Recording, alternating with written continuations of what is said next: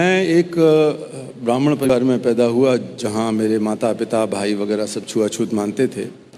और मुझे बचपन से ही ये लगता था कि ये बात 60 साल पुरानी है, तो और ज़्यादा बुरी हालत थी। अब तो इतना नहीं है असर उसका, लेकिन पहले था। तो मैं गांधी जी से प्रभावित हुआ छुआछूत के खिलाफ।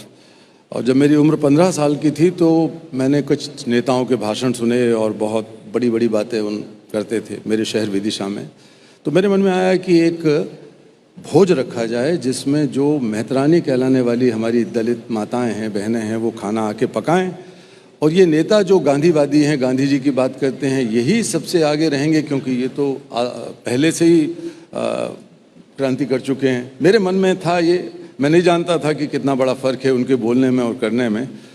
तो मैंने एक भोज आयोजित किया अपने मित्रों के साथ। उस भोज में उन सबको बुलाया, उन्होंने हाँ कर दिया, लेकिन कोई आया नहीं। एक भी व्यक्ति हमारे उस खाने में नहीं आया जो खाना हमारी उन माताओं ने पकाया।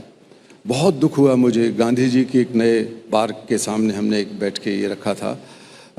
मैं गांधी जी की मूर्ति के बगल में खड़ा था और मैं सोच रहा था कि कितना मजाक, कितना भद्दा मजाक है।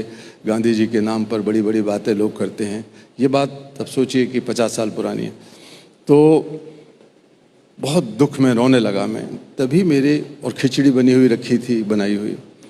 तभी एक माँ ने, जिसको लोग अछूत समझते थे, मेरे पीठ पर हाथ रख के कहा, बेटा तू क्यों रोकता है? तूने तो जो कर दिया वो हम सोच भी नहीं सकते, किसी ने किया नहीं, ये सब बातें करते हैं लोग। खाना खा बेटा।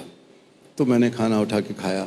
घर आया तो पंडितों ने और सब लोग हमारे बैठे हुए थे, रिश्तेदार, जान पहचान के लोग, कहा कि इसको अब परिवार को देश जाति निकाला दे दो, या इनको जाना पड़ेगा हरिद्वार, वहाँ पर मुंडन करा के और गंगा स्नान और 101 ब्राह्मणों का भोज।